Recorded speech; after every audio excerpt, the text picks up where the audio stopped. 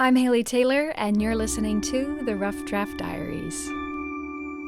This week on the Rough Draft Diaries, you'll meet Marjory Goodlow, A motivational speaker and advocate for young adults graduating out of the foster care system. Like most advocates in that particular field, Marjory has a deep connection with foster care children, and that's because she was one. But we'll actually start Marjory's story just before her time spent in foster care. And just a quick warning, this episode involves details that may be upsetting to some listeners. I am one of 7 children, the middle child.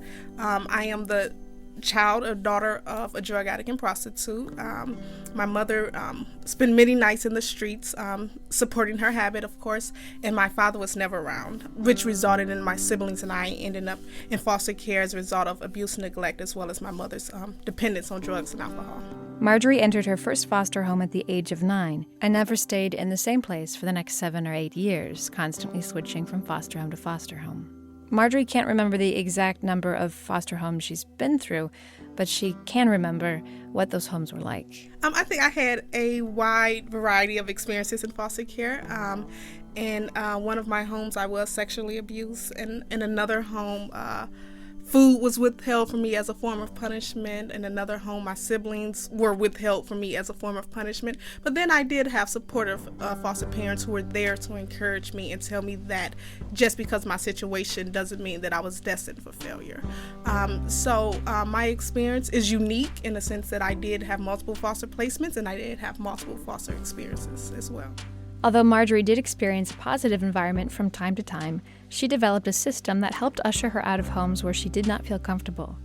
This system involved Marjory displaying behaviors of aggression or violence. She would continue, in her own words, acting out until a new home could be found. Now, if the home felt safe or comfortable, Marjory's aggression subsided.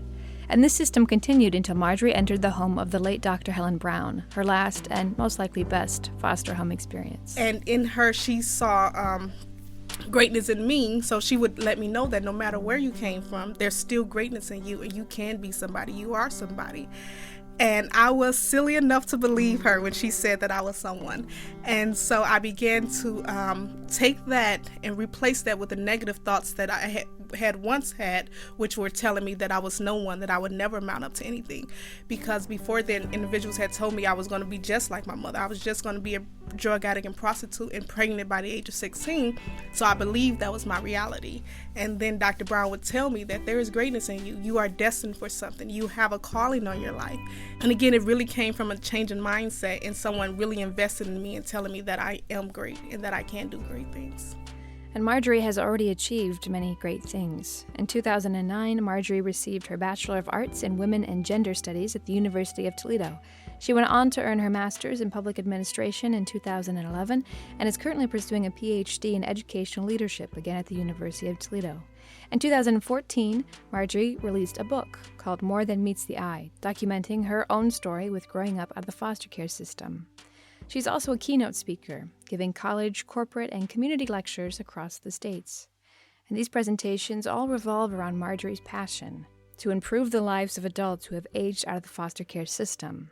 In Marjory's own words, she says it's her way of giving back, giving these adults the second chance that she received when she entered the home of Dr. Helen Brown.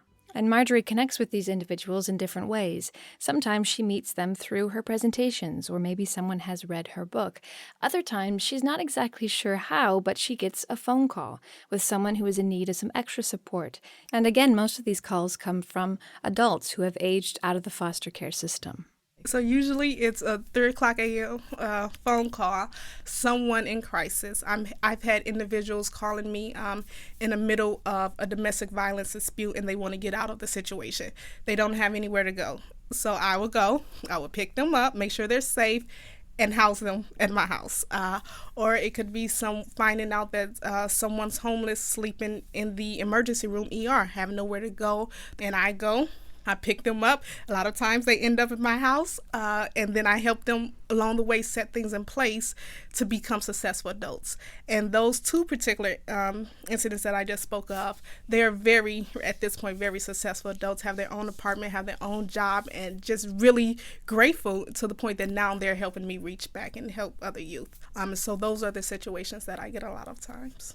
Marjory dreams of changing this informal network of individuals connected by good and bad experiences in foster care into an official nonprofit. She's even thought of the name, Helen's Heart, after Dr. Helen Brown, Marjory's last foster parent. But for now, she's focused on finishing school and continuing her research and presentations, focusing on encouraging communities to take stock in the children currently in foster care or the ones aging out of the system. And so, again, that's my job or my obligation, where I feel like it's to let you know that you can do the smallest thing. You don't necessarily have to become a foster parent, but you can become a foster aunt. You can find a foster youth in your community, in your church, and the school that your children go to, and adopt that family, maybe that foster family. You can be an extra support to that foster family. And a lot of times people, they think that with foster care, only thing there is to be a foster parent. There's so many other things you can be. You can be a mentor, you can be a CASA, you can be a support, you can be a friend. And there's so many ways that we can help. And a lot of it, I believe, is people don't know or believe that they play a particular role in this.